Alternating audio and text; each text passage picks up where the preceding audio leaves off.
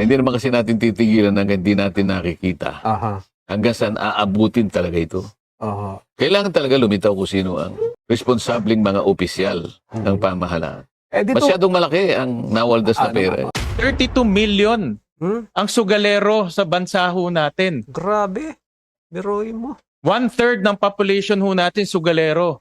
1/2 ng adult population, kasi ang adult is 60 million, sugalero.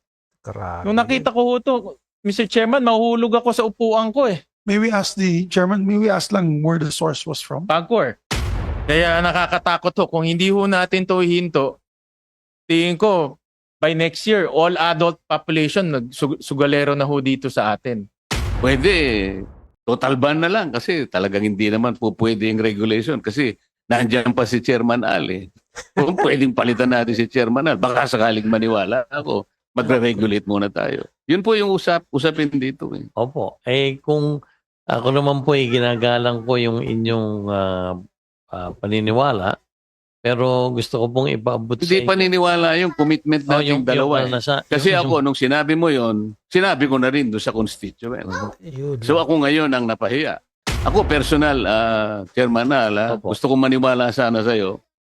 Parang nagdududa ako na sa bawat sagot mo, totoo kaya ito? Pwede kayang maniwala ako? Hindi. Kasi meron akong karanasan sa'yo eh. Senator. Kasi siya ka na kung kailangan ko sabihin ito sapagkat ito importante, lalo na itong tinatalakay natin ngayon. Naintindihan ko po kayo. Ang totoo po yung ating pinag-usapan ay ipinatutupad pa lang ngayong taong ito. Nagkaroon po ng mga delay sa pagbibili, sa procurement. Pero ang maliwanag po, Senator. Hindi ganun ang sinabi mo sa akin eh. Meron ka sinabing within the next 2 weeks. That was 3 years ago. Sabihin mo na. Na-delay po talaga at alam naman po ng lahat Chairman, karirinig ko lang ngayon eh. Yan. Halos 200 milyon ang naibibigay mo sa ahensya ng ating pamahalaan. Marami ito, binasa ko sa iyo kanina. Opo. Iba't ibang ahensya. Yung pinag-usapan natin, alam mo ba kung gano'ng halaga lang, no? Nagkakahalaga po ng 4 na milyong piso. Grabe mga kababayan, 4 na milyon lang pala yon. Tapos pinagkait mo pa kay Senator Marcoleta na noon ay Congressman Marcoleta pa. Baka may humarang. Hindi kaya. Magandang araw po sa inyo lahat mga kababayan. Kumusta po kayong lahat? Saan mang dako po kayo naroon, sana'y nasa mabuti po kayong kalagayan. Lalong-lalo na po sa ating mga kababayang OFW sa iba't ibang panig ng mundo. Mabuhay po kayong lahat. Saludo po kami sa inyong sipag, tatag at determinasyon para sa inyong pamilya at para sa bayan. Andito na naman po tayo sa ating panibagong reaksyon sa mga bago at may init na kaganapan dito sa ating bansa.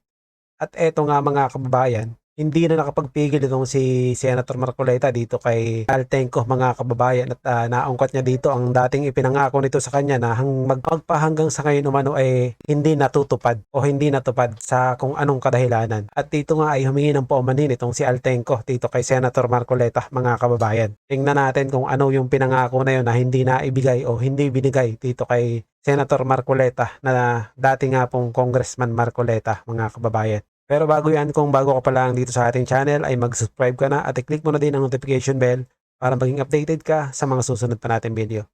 Paki-like at paki-share mo na din ang video ito sa iba pa nating mga kababayan. Maraming salamat po.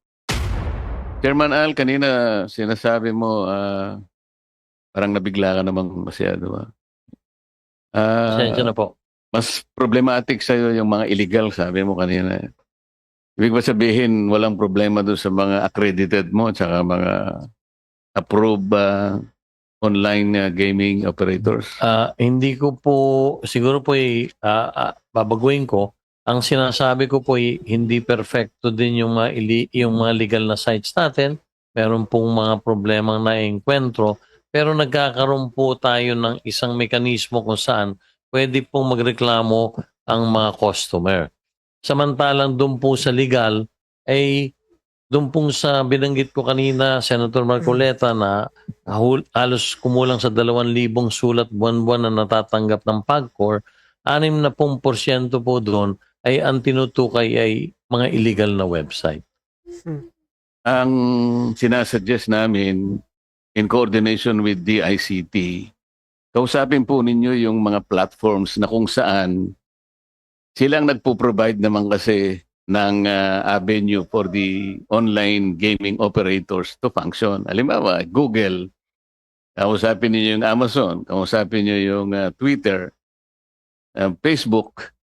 Doon lamang po mare-regulate na po ninyo sila. Lahat po ng illegal makikita na ninyo sa pagkikipagtulungan po nung worldwide platforms. Nasa web silang lahat Para hindi tayo maligaw kung saan tayo kasi sabi nyo kanina, nagsilitaw na ito, dumami ng dumami. Pero kung makikipag-ugnayan kayo dito sa mga platforms na ito, madali po ninyo silang may screen at mapahinto lahat yung mga illegal. Hindi po ba? Tama po kayo dyan. Kaya po naiulat ko at kung mamarapatin nyo po Senator Marcoleta, ang DICT Secretary na at ang CICC ASEC o USEC na ang magpapaliwanag. Ano na po ang nagawa namin mga hakbang? Hindi, naintindihan ko po yun. Kaya gusto lang na para madali tayo, kayo po in coordination, DICT and CICT, kausapin po nitong mga worldwide platforms na to, madadali. Kasi kanina po, nagsisip yung blame kasi doon sa e-wallet. Samantalang ang regulation po, kayo talaga dapat nga po magpasalamat kayo sa BSP. Walang galang na po. Dahil sa ngayon, nakahanap tayo ng isang solusyon na pansamantala, makatutulong po sa paglaganap nito, lalong na yung mga illegal na pwede pala nilang kahit papano suspindihin yung link na tumutulay sa mga e-wallet para masugpo po yung mga hindi mabuting nangyayari kagaya ng gustong ipasinag mamaya dito. Wala po kayong kagaya ng sinasabi ni Senator Pia kanina. Mukhang wala kayong in-institute na KYC measure sa mga inyong accredited and approved online gaming operators. Kasi kung meron yun, ang laki po ng may tutulong. Hindi basta-bastang nakakapasok yung mga tao na gustong sumali dito sa ganitong industriya. Sapagkat alam naman natin na very pernicious lalo na sa mga bata. Sa mga kapatid, kulang na kulang po yung regulatory measures po na dapat sana'y nakatatag na dyan. Para sa ganoon, ang pag-uusap siguro natin, konti na lang. So, ngayon po parang nakikita namin, there is a complete breakdown of regulatory mechanism. Kaya po tayo nag-ship sa e-wallet sapagkat yung BSP, mukhang meron silang karakarakan na measure na pwedeng ilatag, gagaya ng nangyari kanina. Napagdiskitahan nga lang sila sapagkat nasabi pa niya ay 48 hours. Hindi ko naman alam na kaya palang gawin. Sinuggest ko lang, nagkataon lang po na pwede naman palang gawin. Paano kung wala silang gano'n? Sa mga kapatid, we are all dependent on PAGCOR's regulatory mechanism na wala pala. So, paano po yung masasabi ngayon na makakapagtatag po tayo ng regulatory mechanism? Sapagkat ang direction po ngayon, complete ban. Siguro kung complete ban, mas maganda na po sa akin yun. Ngayon, kung halimbawa pag-uusapan yung regulation, kung wala naman po kayong masasabi na mekanismo para i-regulate po natin sapagkat ang nakikita namin, dumadami ang problema, yung technology mas mabilis pa sa regulation, paano namin tatanggapin yung commitment ninyo na meron kayong kakayahan? Kasi kayo po yung regulator, yung charter nandito po Kayo ang regulator, wala nang iba. Patutulong lang kayo sa iba kung kaya kayong tulungan. So how can we make sure na kaya po ng PAGCOR ang pagre-regulate? Salamat po sa katanungan niyo, Senator Marcoleta. Kung mamarapatin niyo po, hindi naman po sa wala kaming regulasyon. Meron po talaga kaming yung KYC binabanggit ninyo, yan po ay pinatutupad sa pangkasalukuyan.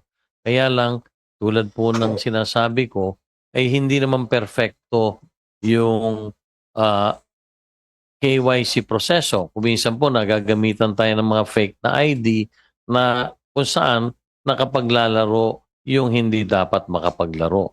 Pero gusto ko pong ipaalam sa inyo at ID? maaaring i-furnish ko din po ng kopya ang committee.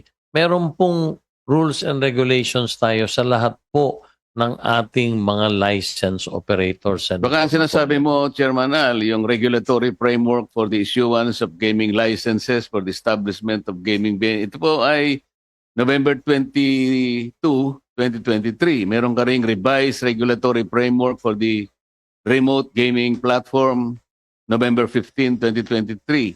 Meron ding Memorandum Circular number 6, September 20, 2016, galing sa Office of the President. Okay. Meron DILG Memorandum Circular 2018-25, February 28, 2018. Meron ka ring Circular Letter number CL 2021-012, February 6, 2021. Meron kang BSP Memorandum number M 2018-002, 17 January 2018. Meron kang Republic Act 9487, ito yung PAGCOR Charter. Ito ba ang sinasabi mo na regulatory environment na pwede mong ilaban dito sa lumalaganap na papalaki ng salot na sinasabi ng chairman kanina? Po, yun po, kaya kung mapapansin nyo, halos tuwing every quarter, nirevisa po namin yan para po magkaroon nga ng mga adjustments. Pero Parang hindi ganun po yung nangyayari. Kaya nga lumitaw ngayon, ang tendency na nga yung direction is total ban to online games. Kasi nga mukhang hindi nga nakikita na meron kayong kapasidad na magpatupad ng regulation. Ako personal, Chairman Al, Opo. gusto kong maniwala sana sa'yo. Pero kung naaalala mo, meron tayong naging pag-uusap tungkol sa ating constituents. Siguro 3 taon na nakararaan. Nandun pa ako sa kabilang house. Kung natatandaan mo pa, Nako. yung Ano dalawa kaya po, walang nangyari, hindi ba? hindi po, kami po yung nakikipag-ugnayan sa inyong tanggapan. Meron na pong dalawang Alam mo, nakasign sa inyo. Chairman Al, Opo. nandun po ako sa Congress, hindi po Opo. ako umalis doon. Hanggang sa ako'y maging senador. Kinalimutan ko na yung usapan natin. Kaya ako gusto kong, talagang by nature, gusto kong maniwala sa tao. Talagang dapat ganun, magtiwala tayo sa isa't isa. Pero pagka yung usapan, Nako. pinag-usapan, pagkatapos walang mangyayari, parang nagdududa ako na sa bawat sagot mo, totoo kaya ito? Pwede kayang maniwala ako? Hindi. Kasi meron akong karanasan sa iyo. Senator, Kasi siya ka na kung kailangan Opo, ko sabihin ito sapagkat ito importante, lalo na itong tinatalakay natin ngayon. naintindihan ko po kayo. Ang totoo po yung ating pinag-usapan ay ipinatutupad pa lang ngayong taong ito. Nagkaroon po ng mga delay sa pagbibili, sa procurement. Pero ang maliwanag po, Senator, Hindi ganun ang sinabi mo sa akin. Meron ka sinabing within the next 2 weeks. That was 3 Yari ka years ngayon. ago. actually not this. Malinaw ang aking memory, Chairman Pareho Alan. tayo. Birthday po yun ng isang kakilala natin nung nagkita tayo. Kaya nga, so meron timeline yun may time Opo. frame yun Hindi yung sasabihin Nagkaroon po kasi ng problema sa procurement. Ako po hihingi ng paumanhin sa inyo sa kadailan ng kailangan po palang humingi pa ng clearance sa isang ahensya ng gobyerno. So, na-delay po yon. Naalala ko po nagkaroon din tayo ng Hindi follow-up. tayo kasi pwedeng magtiwala na kapag sinabi natin ngayon, hindi pala natin alam na meron palang iba't iba pang mga factors na i-consider. Kagaya ngayon, nag-uusap-usap tayo. Tingin natin mga kababayan, may ibang dahilan kaya kung ano man yung sinasabi ni Senator Marcoleta na pinangako sa kanya na hindi na ibigay. Di ba kung maaalala nyo, si Senator Marcoleta nung nasa house pa talaga namang kampi siya o nakapanig siya kay Vice President Sara. Nagtatanggol niya si Vice President doon pa lang sa nag-uumpisa pa lang yung hearing patungkol dun sa budget sa confidential fund. Siya lang yung matinding dumedepensa talaga na naging vocal na humaharap dun sa maraming congressman. Hindi kaya yun yung dahilan kaya hindi binigay yung hindi natin alam mga kababayan. Pero bakit kaya hindi binigay? Baka naman may dahilan talaga. Sasabihin mo sa amin na meron tayong framework, meron tayong regulation. Paano, on my own personal basis, paano ako maniniwala na kaya mong ipundar lahat ito?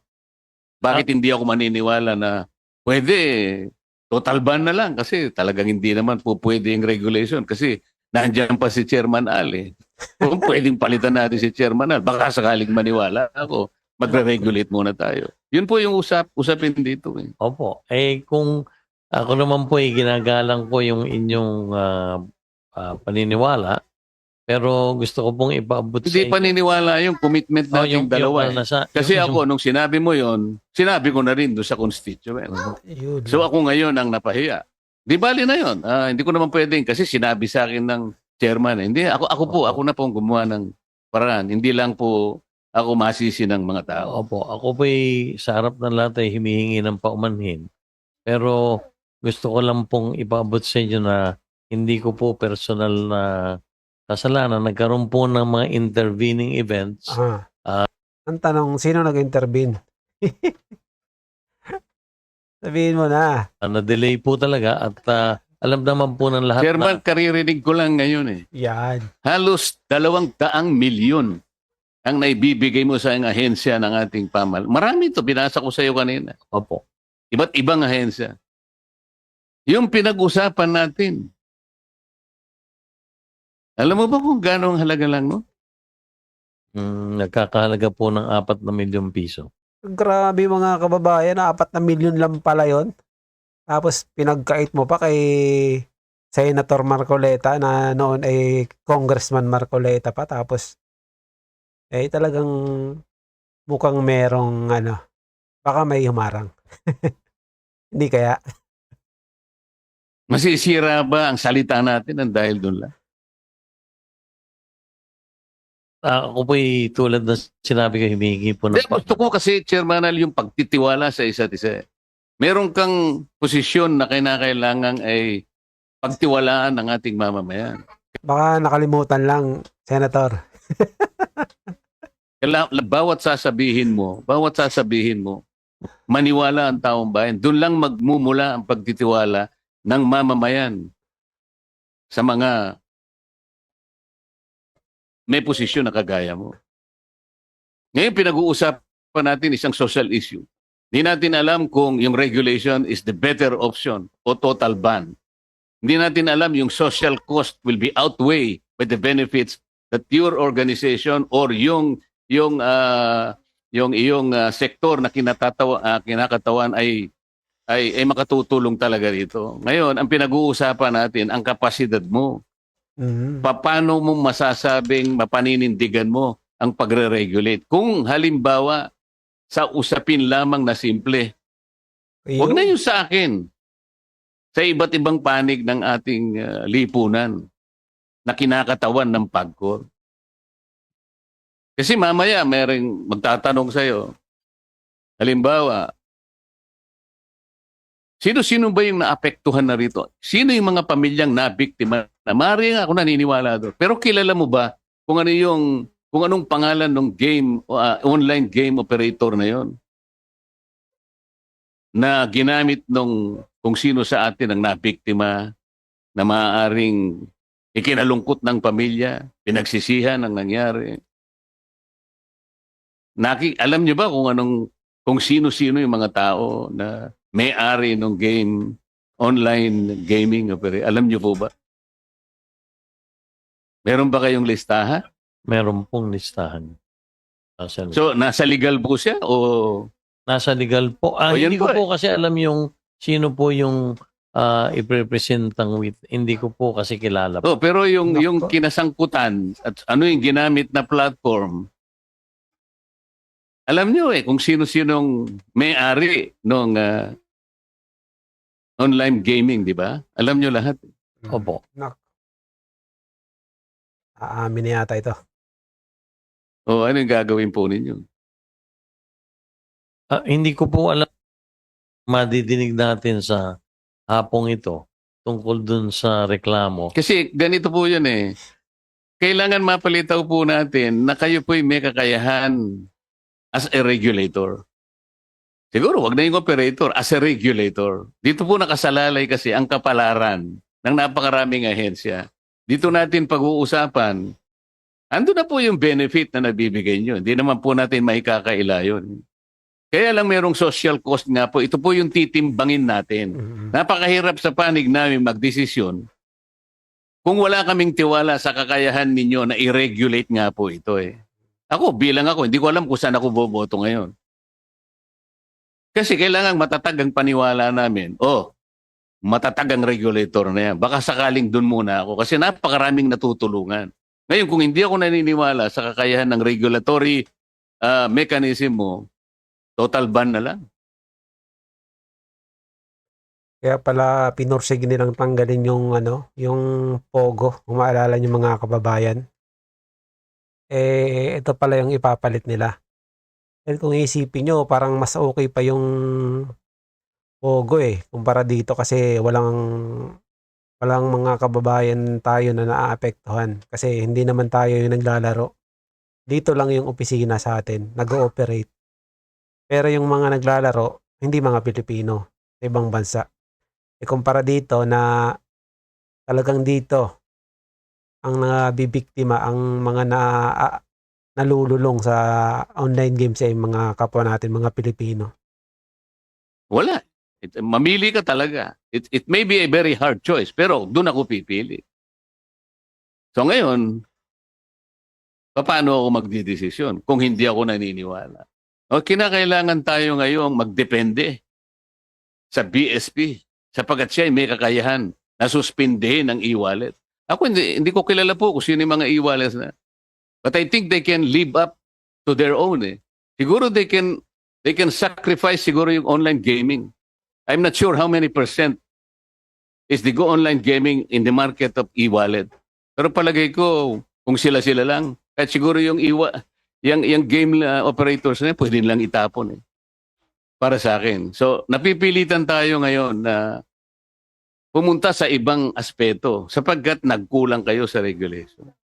Kasi kaya ko sinasabi kanina, huwag niyong bubugbugin yung isang side na gustong tumulong. Sometimes you are barking on the wrong tree, pero kayo pala yung dapat na magpundar ng regulation. Yun lang po ang gusto ko, Mr. Chairman. Salamat po. Ilang active players po sa online gaming? Papakita ko ngayon. I'll show the slide. Kasi nagulat nung nakita ko ito, nahulog ako, Senator Zubiri, sa upuan ko. 32 million ang sugalero sa bansa ho natin. Grabe. Biruin mo. 1/3 ng population ho natin sugalero. 1/2 ng adult population, kasi ang adult is 60 million, sugalero.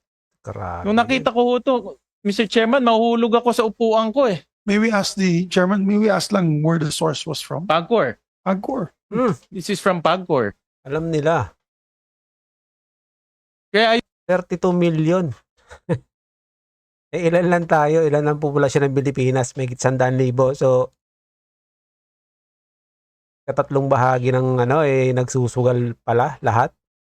Grabe naman yan. yung bansa ho natin, kinakain ho dahan-dahan ng pagsusugal. Kaya tama ho si Senator Zubiri kanina.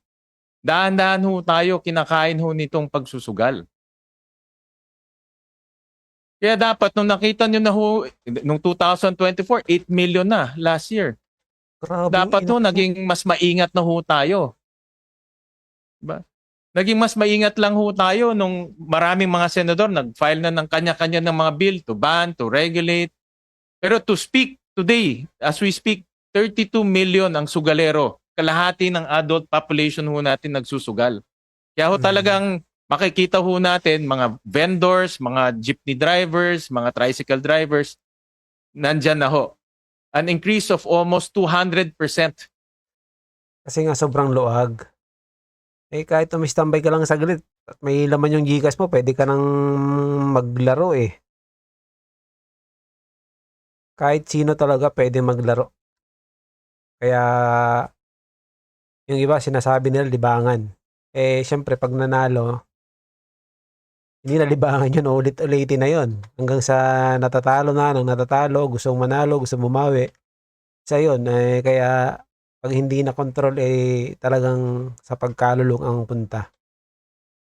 From last year, Senator Zubiri, yan yung kaninang tinatanong niyo ho. Kaya nakakatakot ho, kung hindi ho natin to hihinto, tingin ko, by next year, all adult population, sugalero na ho dito sa atin. Ang nakakatakot pa ho dito, pinakita rin ho natin na nakakalusot pa yung ibang mga games, no? Ibang mga operators. Hindi ho effective yung ginagawa nating regulation. Hindi ho sila natatakot. Kaya dapat pagtapos ho nitong hearing na ito, my advice to PAGCOR, isarado na ho lahat ng mga violators kasi nakakatakot na ho yung nangyayari ngayon.